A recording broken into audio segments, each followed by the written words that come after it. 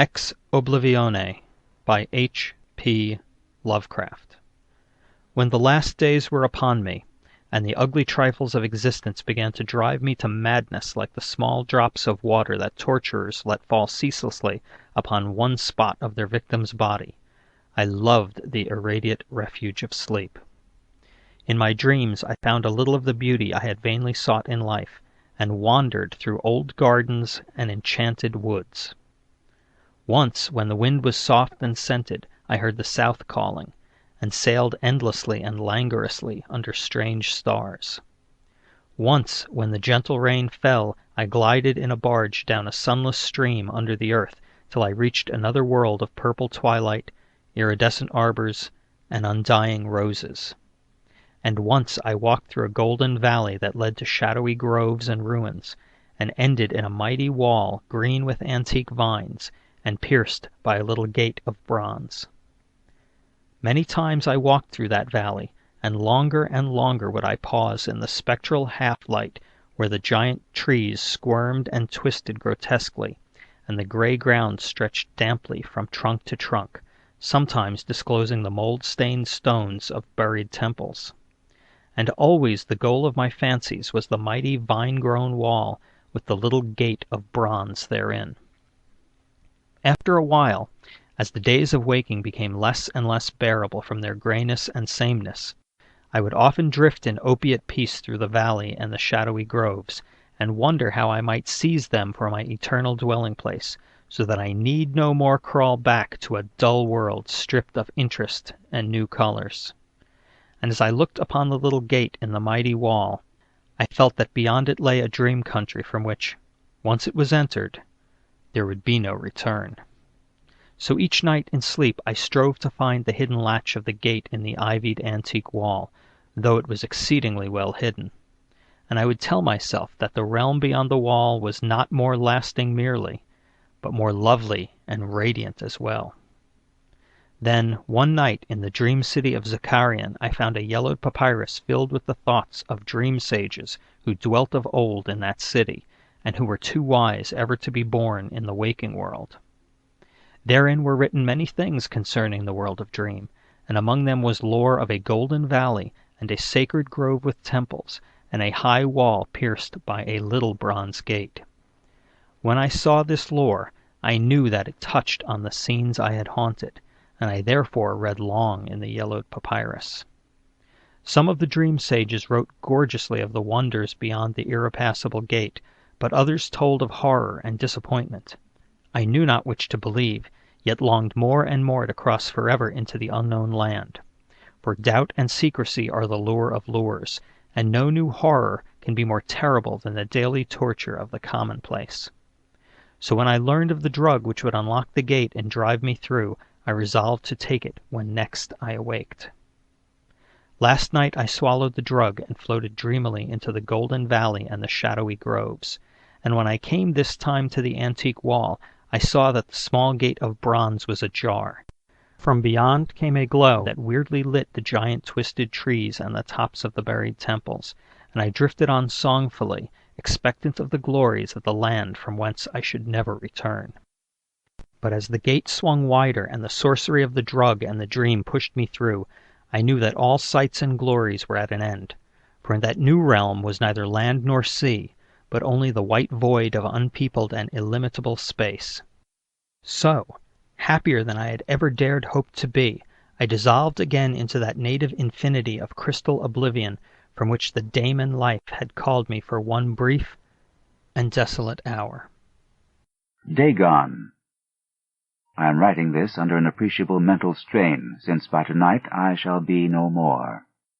Penniless, and at the end of my supply of the drug which alone makes life endurable, I can bear the torture no longer, and shall cast myself from this garret window into the squalid street below. Do not think from my slavery to morphine that I am a weakling or a degenerate. When you have read these hastily scrawled pages, you may guess, though never fully realize, why it is that I must have forgetfulness or death. It was in one of the most open and least frequented parts of the broad Pacific that the packet of which I was supercargo fell a victim to the German sea raider. The Great War was then at its very beginning, and the ocean forces of the Hun had not completely sunk to their later degradation, so that our vessel was made a legitimate prize, whilst we of her crew were treated with all the fairness and consideration due us as naval prisoners. So liberal, indeed, was the discipline of our captors, that 5 days after we were taken, I managed to escape alone in a small boat with water and provisions for a good length of time. When I finally found myself adrift and free, I had but little idea of my surroundings. Never a competent navigator, I could only guess vaguely by the sun and stars that I was somewhat south of the equator. Of the longitude I knew nothing, and no island or coastline was in sight. The weather kept fair, and for uncounted days I drifted aimlessly beneath the scorching sun, waiting either for some passing ship or to be cast on the shores of some habitable land. But neither ship nor land appeared, and I began to despair in my solitude upon the heaving vastnesses of unbroken blue. The change happened whilst I slept. Its details I shall never know, for my slumber, though troubled and dream-infested, was continuous. When at last I awaked, it was to discover myself half-sucked into a slimy expanse of hellish black mire, which extended about me in monotonous undulations as far as I could see, and in which my boat lay grounded some distance away. Though one might well imagine that my first sensation would be of wonder at so prodigious and unexpected a transformation of scenery, I was in reality more horrified than astonished, for there was in the air and in the rotting soil a sinister quality which chilled me to the very core. The region was putrid with the carcasses of decaying fish, and of other less describable things which I saw protruding from the nasty mud of the unending plain. Perhaps I should not hope to convey in mere words the unutterable hideousness that can dwell in absolute silence and barren immensity. There was nothing within hearing, and nothing in sight save a vast reach of black slime.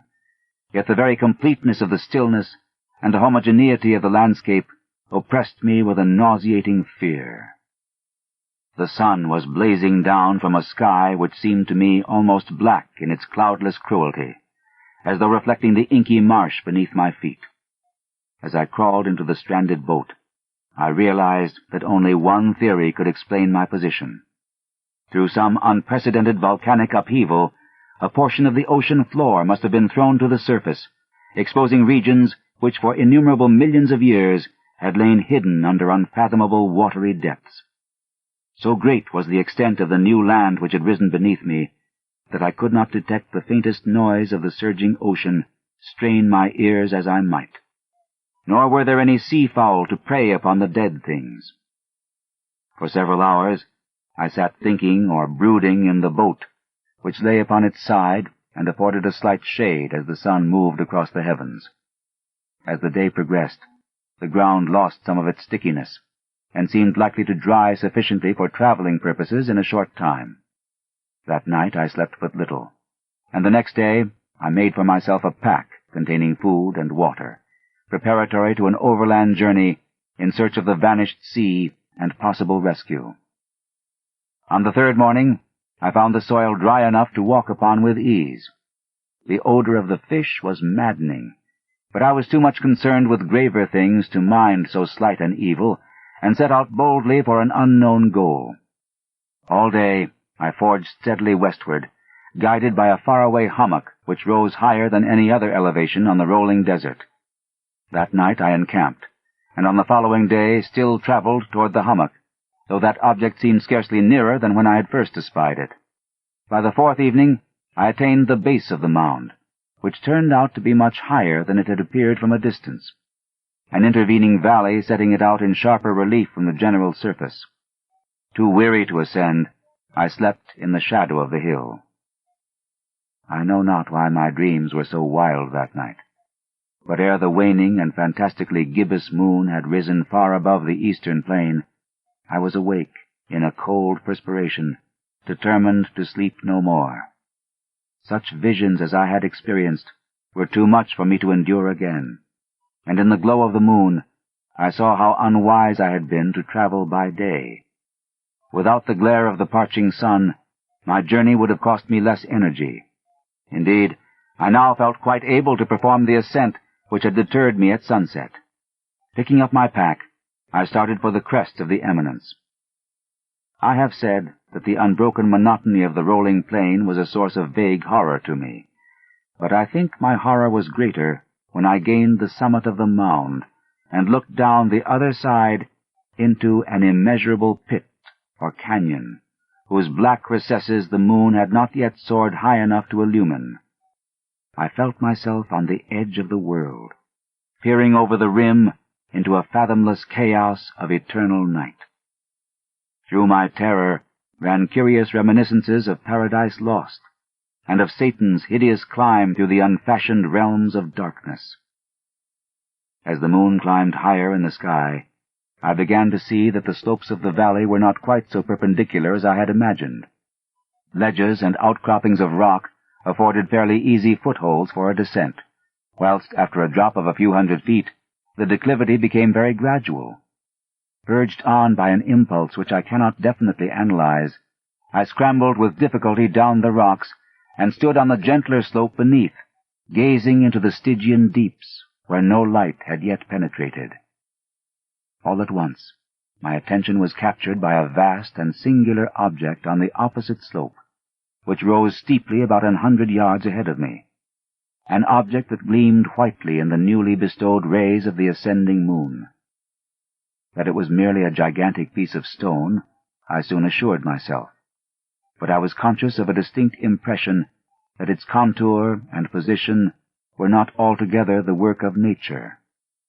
A closer scrutiny filled me with sensations I cannot express, for despite its enormous magnitude, and its position in an abyss which had yawned at the bottom of the sea since the world was young, I perceived beyond a doubt that the strange object was a well-shaped monolith whose massive bulk had known the workmanship and perhaps the worship of living and thinking creatures.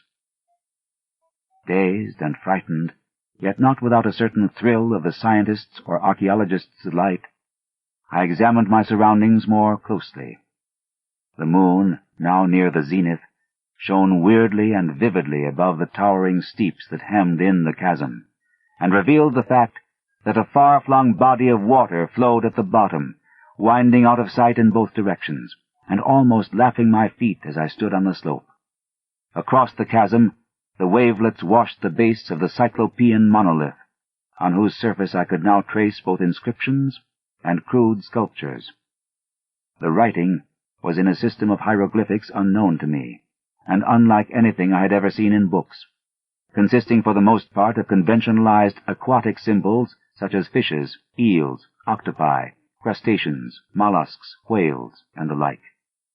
Several characters obviously represented marine things which are unknown to the modern world, but whose decomposing forms I had observed on the ocean-risen plain. It was the pictorial carving, however, that did most to hold me spellbound. Plainly visible across the intervening water on account of their enormous size were an array of bas-reliefs, whose subjects would have excited the envy of a Doré. I think that these things were supposed to depict men, at least a certain sort of men, though the creatures were shown disporting like fishes in the waters of some marine grotto, or paying homage at some monolithic shrine which appeared to be under the waves as well. Of their faces and forms I dare not speak in detail, for the mere remembrance makes me grow faint. Grotesque beyond the imagination of a Poe or a Bulwer, they were damnably human in general outline, despite webbed hands and feet, shockingly wide and flabby lips, glassy bulging eyes, and other features less pleasant to recall. Curiously enough, they seemed to have been chiseled badly out of proportion with their scenic background, for one of the creatures was shown in the act of killing a whale represented as but little larger than himself. I remarked, as I say, their grotesqueness and strange size, but in a moment decided that they were merely the imaginary gods of some primitive fishing or seafaring tribe, some tribe whose last descendant had perished eras before the first ancestor of the Piltdown or Neanderthal man was born. Awestruck at this unexpected glimpse into a past beyond the conception of the most daring anthropologist, I stood musing whilst the moon cast queer reflections on the silent channel before me. Then suddenly I saw it. With only a slight churning to mark its rise to the surface, the thing slid into view above the dark waters. Vast, Polyphemus-like, and loathsome, it darted like a stupendous monster of nightmares to the monolith, about which it flung its gigantic scaly arms, the while it bowed its hideous head and gave vent to certain measured sounds. I think I went mad then. Of my frantic ascent of the slope and cliff, and of my delirious journey back to the stranded boat, I remember little. I believe I sang a great deal, and laughed oddly when I was unable to sing. I have indistinct recollections of a great storm some time after I reached the boat. At any rate, I know that I heard peals of thunder and other tones which nature utters only in her wildest moods. When I came out of the shadows, I was in a San Francisco hospital, brought thither by the captain of the American ship which had picked up my boat in mid-ocean. In my delirium I had said much, but found that my words had been given scant attention. Of any land upheaval in the Pacific my rescuers knew nothing, nor did I deem it necessary to insist upon a thing which I knew they could not believe. Once I sought out a celebrated ethnologist, and amused him with peculiar questions regarding the ancient Philistine legend of Dagon, the fish god, but soon perceiving that he was hopelessly conventional, I did not press my inquiries. It is at night, especially when the moon is gibbous and waning, that I see the thing.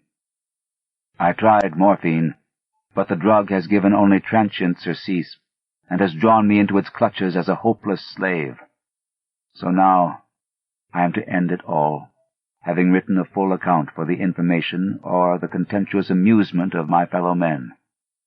Often I ask myself if it could not all have been a pure phantasm, a mere freak of fever as I lay sun-stricken and raving in the open boat after my escape from the German man-of-war. This I ask myself, but ever does there come before me a hideously vivid vision in reply. I cannot think of the deep sea without shuddering at the nameless things that may at this very moment be crawling and floundering on its slimy bed, worshipping their ancient stone idols, and carving their own detestable likenesses on submarine obelisks of water-soaked granite. I dream of a day when they may rise above the billows, to drag down in their reeking talons the remnants of puny, war-exhausted mankind, of a day when the land shall sink, and the dark ocean floor shall ascend amidst universal pandemonium. The end is near. I hear a noise at the door, as of some immense, slippery body lumbering against it. It shall not find me. God, that hand! The window! The window! The doom that came to Sarnath. There is in the land of Manar a vast still lake that is fed by no stream, and out of which no stream flows.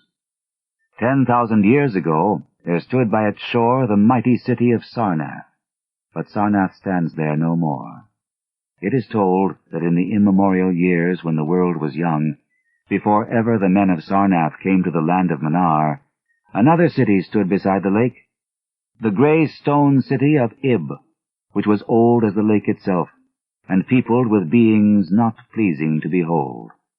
Very odd and ugly were these beings, as indeed are most beings of a world yet inchoate and rudely fashioned.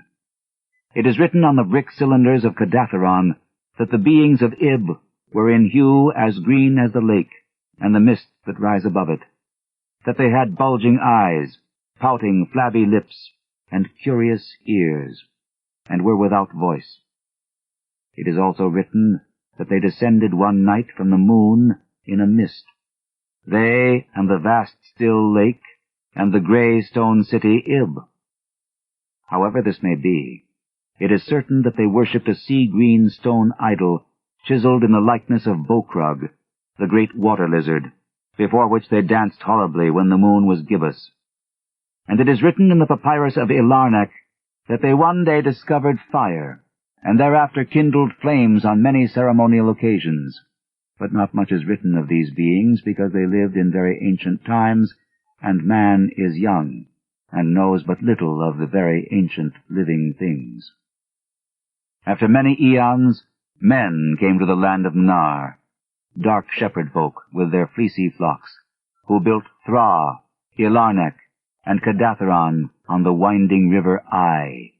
And certain tribes, more hardy than the rest, pushed on to the border of the lake and built Sarnath at a spot where precious metals were found in the earth. Not far from the grey city of Ib did the wandering tribes lay the first stones of Sarnath, and at the beings of Ib they marveled greatly. But with their marveling was mixed hate, for they thought it not meet that beings of such aspect should walk about the world of men at dusk. Nor did they like the strange sculptures upon the grey monoliths of Ib, for those sculptures were terrible with great antiquity.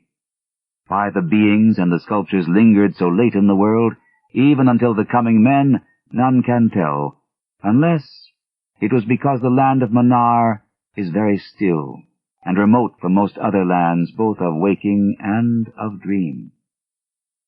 As the men of Sarnath beheld more of the beings of Ib, their hate grew, and it was not less because they found the beings weak, and soft as jelly to the touch of stones and spears and arrows. So one day the young warriors, the slingers and the spearmen and the bowmen, marched against Ib, and slew all the inhabitants thereof, pushing the queer bodies into the lake with long spears, because they did not wish to touch them. And because they did not like the grey sculptured monoliths of Ib, they cast these also into the lake, wondering from the greatness of the labor how ever the stones were brought from afar, as they must have been, since there is naught like them in all the land of Mnar, or in the lands adjacent. Thus, of the very ancient city of Ib was nothing spared, save the sea-green stone idol, chiseled in the likeness of Bokrug, the water lizard. This the young warriors took back with them to Sarnath, as a symbol of conquest over the old gods and beings of Ib, and a sign of leadership in Mnar. But on the night after it was set up in the temple, a terrible thing must have happened, for weird lights were seen over the lake, and in the morning the people found the idol gone, and the high priest, Taran-Ish, lying dead, as from some fear unspeakable. And before he died, Taran-Ish had scrawled upon the altar of chrysolite, with coarse, shaky strokes, the sign of doom. After Taran-Ish there were many high priests in Sarnath, but never was the sea-green stone idol found. And many centuries came and went, wherein Sarnath prospered exceedingly, so that only priests and old women remembered what Taran-Ish had scrawled upon the altar of chrysolite. Betwixt Sarnath and the city of Ilarnek arose a caravan route, and the precious metals from the earth were exchanged for other metals, and rare cloths, and jewels, and books, and tools for artificers, and all things of luxury that are known to the people who dwell along the winding river Ai and beyond. So Sarnath waxed mighty, and learned, and beautiful, and sent forth conquering armies to subdue the neighboring cities. And in time there sate upon a throne in Sarnath the kings of all the land of Mnar, and of many lands adjacent. The wonder of the world, and the pride of all mankind, was Sarnath the Magnificent. Of polished, desert-quarried marble were its walls, in height 300 cubits, and in breadth 75, so that chariots might pass each other as men drave them along the top. For full 500 stadia did they run, being open only on the side toward the lake, where a green stone sea-wall kept back the waves that rose oddly once a year at the festival of the destroying of Ib. In Sarnath were 50 streets from the lake to the gates of the caravans, and 50 more intersecting them. With onyx were they paved, save those whereon the horses and camels and elephants trod, which were paved with granite. And the gates of Sarnath were as many as the landward ends of the streets, each of bronze, and flanked by the figures of lions and elephants carven from some stone no longer known among men. The houses of Sarnath were of glazed brick and chalcedony, each having its walled garden and crystal lakelet. With strange art were they builded, for no other city had houses like them, and travelers from Thra and Ilarnech and Kadatheron marveled at the shining domes wherewith they were surmounted. But more marvelous still were the palaces and the temples and the gardens made by Zokar, the olden king. There were many palaces, the least of which were mightier than any in Thra or Ilarnech or Kadatheron. So high were they that one within might sometimes fancy himself beneath only the sky. Yet when lighted with torches dipped in the oil of Dother, their walls showed vast paintings of kings and armies, of a splendor at once inspiring and stupefying to the beholder. Many were the pillars of the palaces, all of tinted marble, and carven into designs of surpassing beauty. And in most of the palaces the floors were mosaics of beryl and lapis lazuli, and sardonyx and carbuncle, and other choice materials, so disposed that the beholder might fancy himself walking over beds of the rarest flowers. And there were likewise fountains, which cast scented waters about in pleasing jets arranged with cunning art. Outshining all others was the palace of the kings of Manar and of the lands adjacent.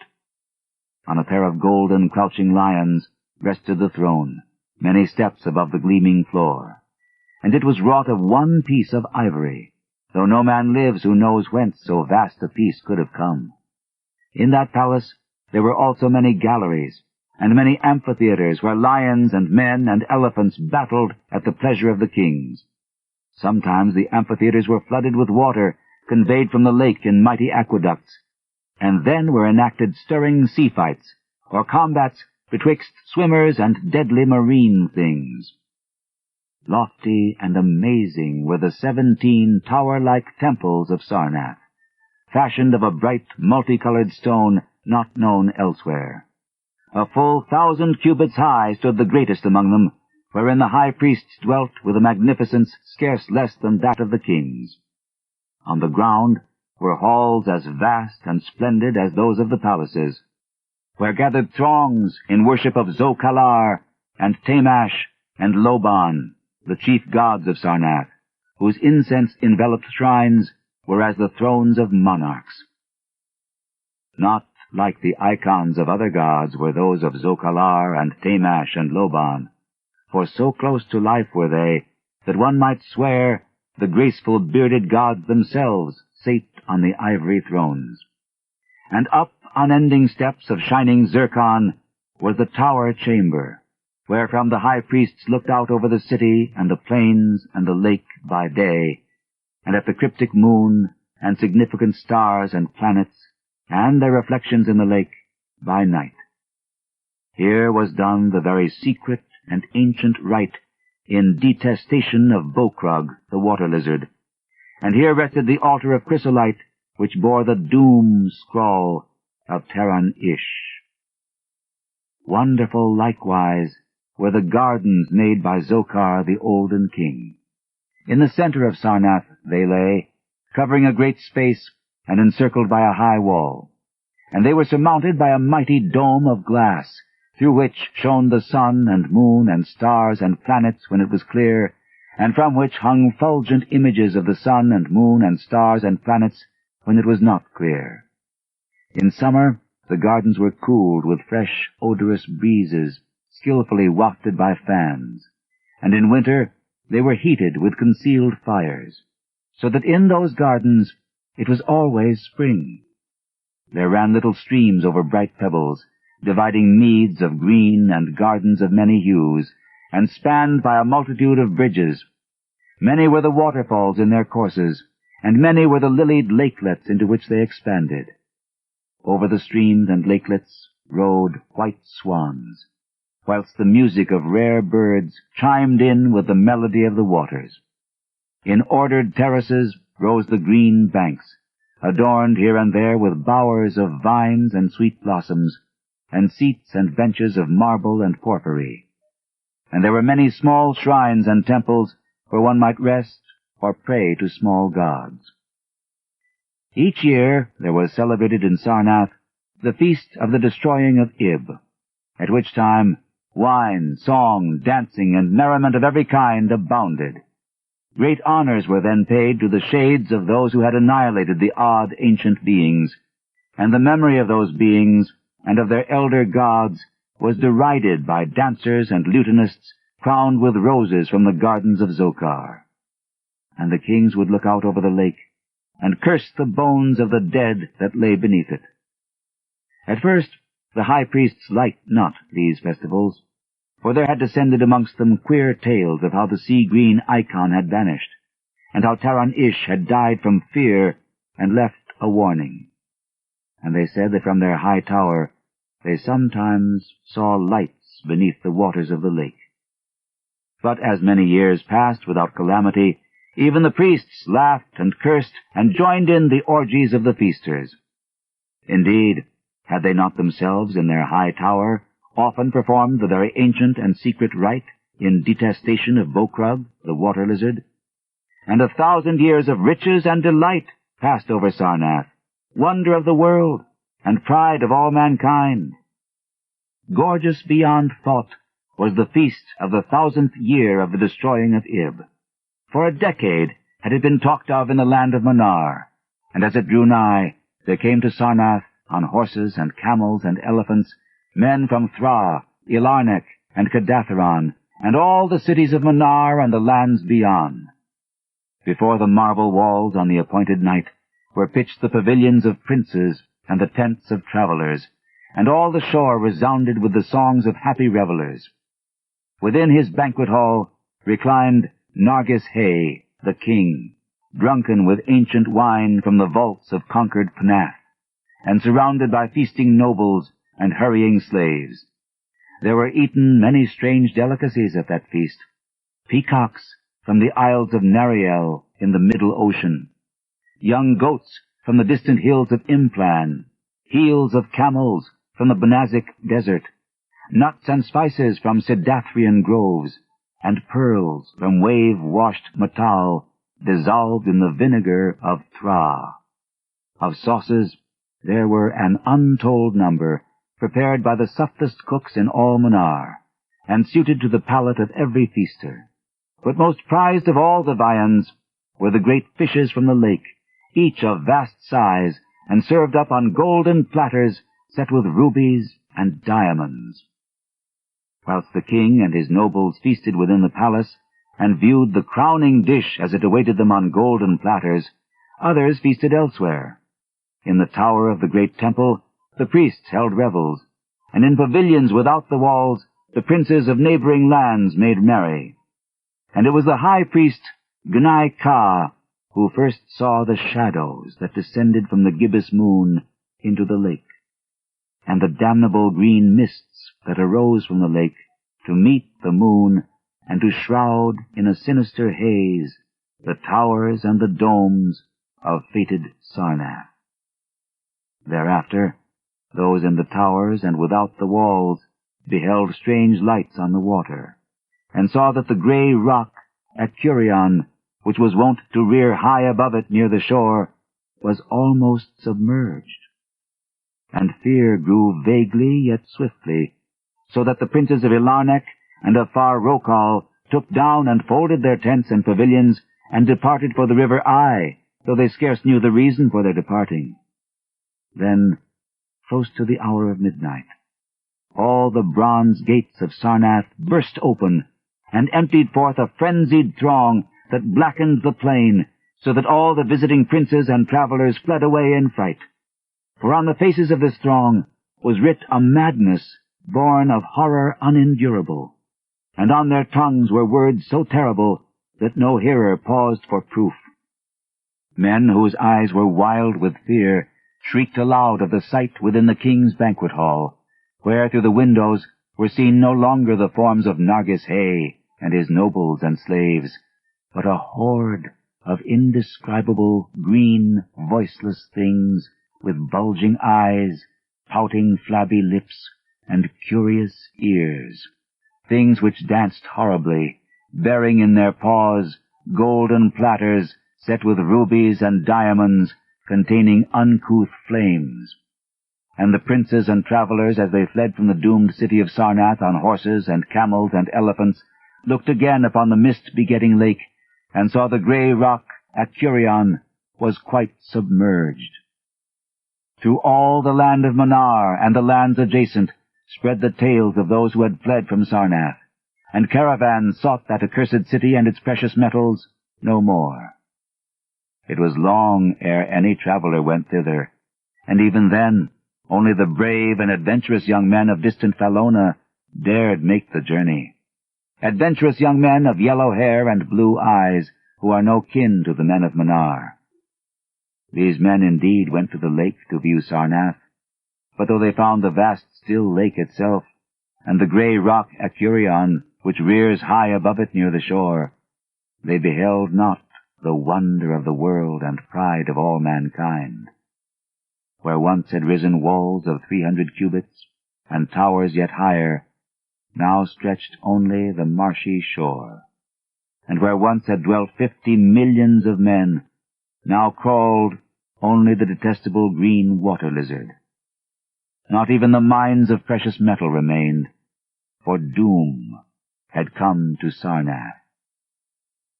But half buried in the rushes was spied a curious green idol of stone, an exceedingly ancient idol, coated with seaweed and chiseled in the likeness of Bokrag, the great water lizard. That idol, enshrined in the high temple at Ilarnek, was subsequently worshipped beneath the gibbous moon throughout the land of Manar.